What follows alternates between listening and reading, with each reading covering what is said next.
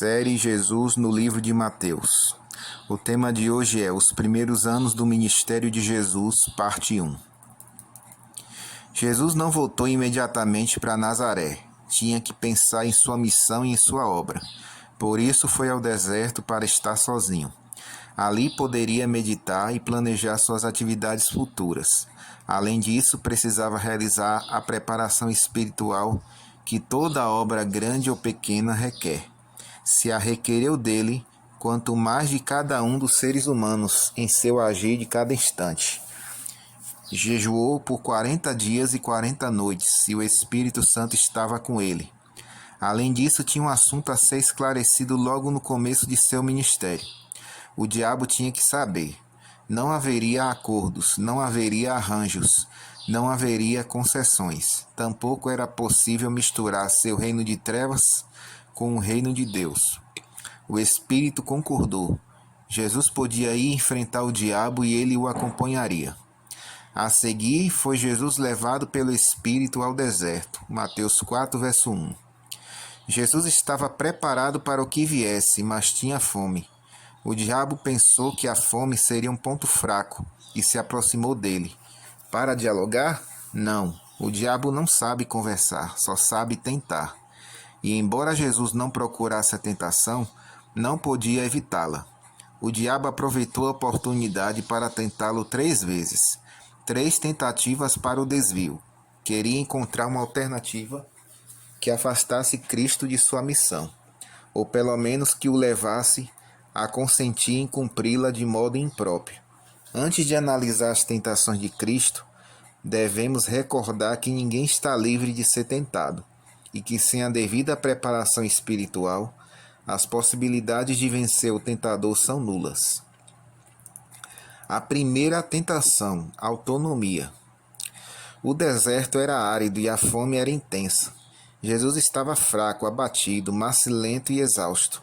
A imensa solidão do deserto se desdobrava diante dele como uma prisão sem fim. Nada parecia protegê-lo, e o diabo se apresentou a ele como se fosse um anjo do céu que trazia uma mensagem diretamente de Deus, para lhe informar que seu jejum tinha terminado e que ele estava ali para ajudá-lo. Agora devia comer, mas não lhe trouxe o pãozinho cozido sobre as brasas que o anjo deu a Elias no deserto, para alimentá-lo por 40 dias e 40 noites. Nem o maná com que por 40 anos Deus alimentou Israel sem que nunca lhe faltasse. Só trouxe suas dúvidas. Se és filho de Deus, manda que estas pedras se transformem em pães. Mateus 4, versículo 3. A tática da dúvida teve êxito com Eva, e o mesmo acontece com quase todos os seres humanos. Não com Jesus. Ele conhece Deus e confia nele. Tem conhecimento de si mesmo e não duvida. Parece que a dúvida é maior quando o ser humano não conhece a Deus, nem a si mesmo. A ignorância gera instabilidade e desconfiança. Como Cristo conhecia o Pai, sabia que nunca estaria sozinho e que nunca precisaria agir independente do Pai. Sabia que a autonomia não tem lugar nas relações com Deus. Além disso, bem sabia quais eram as suas prioridades. Primeira, o espiritual estava acima do material. Abraão demonstrou isso quando escolheu obedecer a Deus, e o animal para o sacrifício que ali não estava apareceu. Segunda, a necessidade imediata é menos importante que a vida inteira. Para satisfazer a fome imediata, Esaú perdeu a primogenitura e também perdeu seu lugar na família da bênção. Jesus não faria isso. Ninguém que conheça a Deus atenderá um minuto presente, esquecendo-se do resto da vida. Está escrito, disse Jesus. Ele não precisava inventar uma explicação. As Escrituras têm tudo e a elas recorreu para definir o curso de sua conduta. Os seres humanos passam a vida inventando explicações para o que fazem. Não posso devolver o dízimo, porque ganho pouco e o dinheiro não me é suficiente. Não é que eu tenha sido rude com você. O que acontece é que eu sou franco e é assim que eu sou. ou como alguém que tirava materiais de seu trabalho para uso pessoal e dizia: isto não é roubo, roubar seria retirá-los do país. Se eu os levar para casa, continuam formando parte do patrimônio nacional. O poder da palavra. Jesus estava no deserto, com fome e muita fome, mas não há necessidade física tão prioritária que tenha o poder de controlar a vida inteira de uma pessoa. Esse poder só existe em Deus. Não só de pão viverá o homem, continuou Jesus, mas de toda a palavra que procede da boca de Deus. Mateus 4, versículo 4. O alimento material é importante. Não se pode viver sem ele, mas a vida foi criada pela palavra de Deus e dela depende para a sua existência. Ele falou e tudo se fez, e ele ordenou e tudo passou a existir. Salmo 33, versículo 9. Além disso, a palavra revelada de Deus, a Sagrada Escritura, é a autoridade infalível em matéria de crença e prática. Deus é superior a tudo e seu poder não tem limite. Pode resolver igualmente necessidades espirituais e materiais. Alimento de Deus. Não aconteceu no mesmo deserto. Jesus estava no deserto de Judá, bastante ao sul na península do Sinai. Não mais nem menos árido estava o deserto de Sem. Ali Israel peregrinou durante 40 anos por causa de sua incredulidade. Seu pecado maior era a murmuração, que o mantinha na incredulidade e na desobediência. Só havia passado 1 mês e 15 dias desde a saída do Egito, quando começaram a murmurar: como desejávamos que o Senhor nos tivesse deixado no Egito. Não importava se tivéssemos de morrer ali. Tínhamos carne em abundância, comíamos pão até nos saciar. E vocês, diziam a Moisés e Arão, nos trouxeram para este deserto para nos matar de fome a todos. Êxodo capítulo 16. É certo que a fome e a sede no deserto são sempre mais intensas e mais angustiantes do que em qualquer outro lugar, mas Deus estava com eles. Por que afligir-se? O problema é que o ser humano incrédulo reage sempre da mesma forma. Os israelitas se esqueceram do poder de Deus, esqueceram até sua presença, consideraram somente o que poderiam fazer por si mesmos, e não tinham carne nem pão, tampouco podiam consegui-los no deserto. Depender de si mesmo em qualquer coisa é uma limitação muito grande, insuperável. Deus, entretanto, pode tudo, e lhes deu a carne e o pão que não tinham.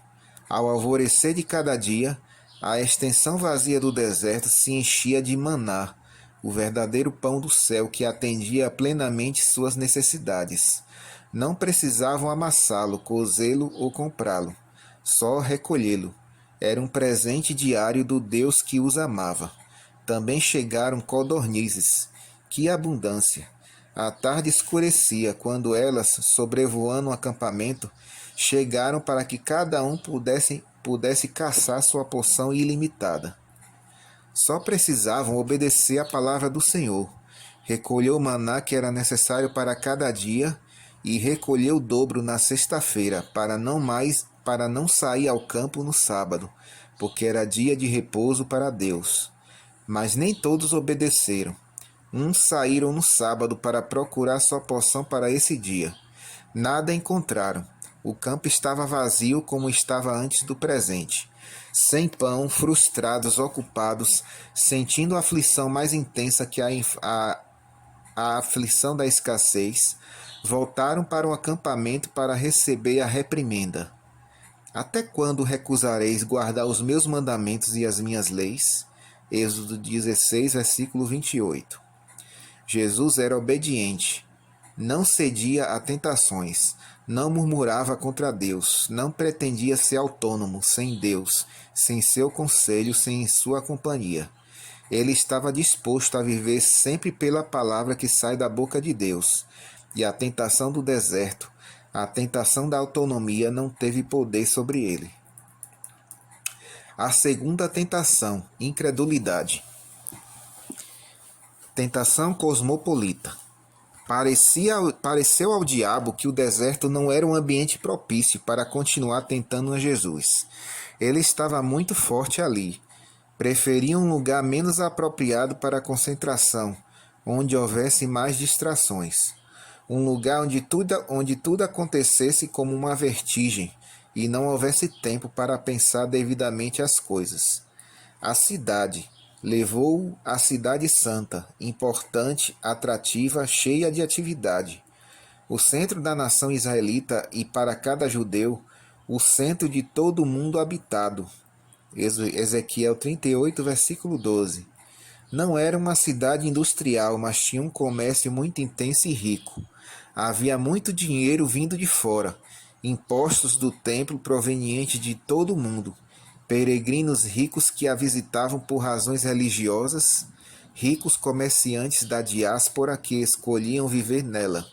Ali também eram produzidos artigos de luxo, como perfumes muito caros e ungüentos especiais. Marcos 14, versículo 3.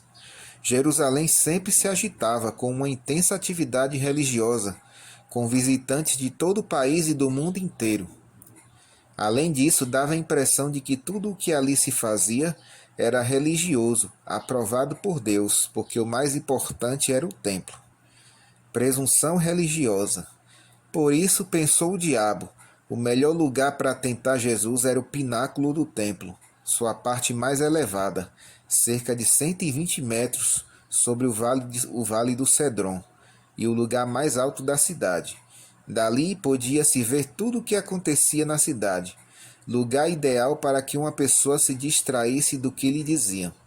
Ali o levou o diabo, não tinha modificado sua simulação de anjo ajudador. Mas outra vez a insidiosa dúvida: se és filho de Deus?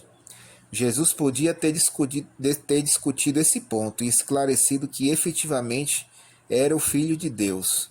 Mas nunca esqueceu que Satanás não conversa, não raciocina nem entende as razões, apenas tenta. Entrar em diálogo para esclarecer suas dúvidas é começar a duvidar com ele. A mente de Jesus estava sempre atenta e concentrada no foco da discussão. Não se distraiu para prestar atenção ao periférico. Agora, o diabo quer conduzi-lo à presunção, e a presunção é incredulidade. Atira-te abaixo, disse-lhe, porque está escrito. Quer dar a impressão de que ele também respeita as Escrituras, e nada do que lhe pede para fazer está fora das provisões que o favorecem. Mas qual é o objetivo dessa ação? Atirar-se abaixo para quê? Só para que Deus se veja obrigado a provar com uma ação que Jesus é seu filho?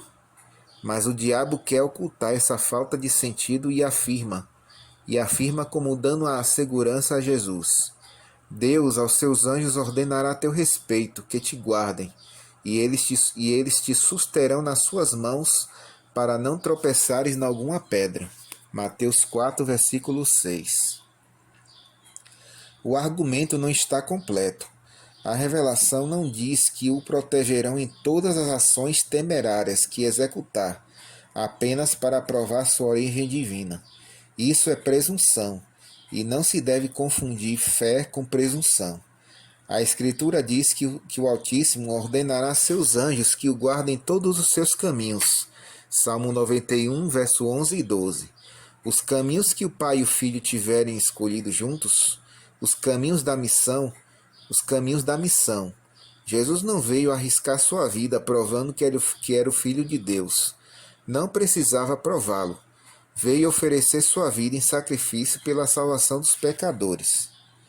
Esse era o único risco de vida que estava em harmonia com a missão, e isso era aceitável a Deus. Também está escrito: não ponha à prova o Senhor teu Deus, respondeu Jesus em Mateus 4, versículo 7. Jesus nunca pediria nada a Deus para provar se ele cumpre ou não sua palavra. Nenhum cristão jamais deveria fazê-lo. Esse pedido demonstra incredulidade.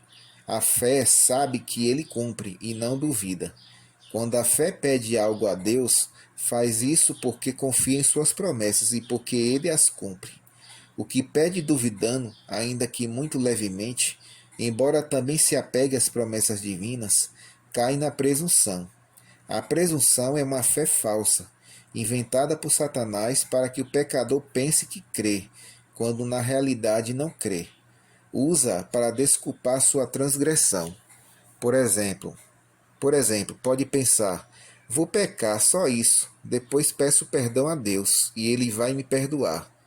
Ou então, não importa que eu peque, Deus vai me perdoar porque me ama. A fé nunca raciocina se desculpando, apenas obedece.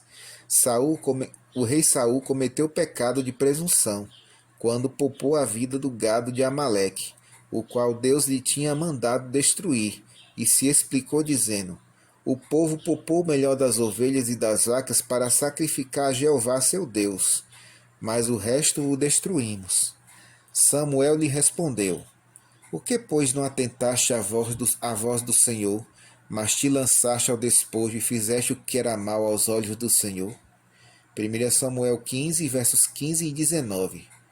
Jesus não deu lugar à incredulidade. Ele creu e obedeceu.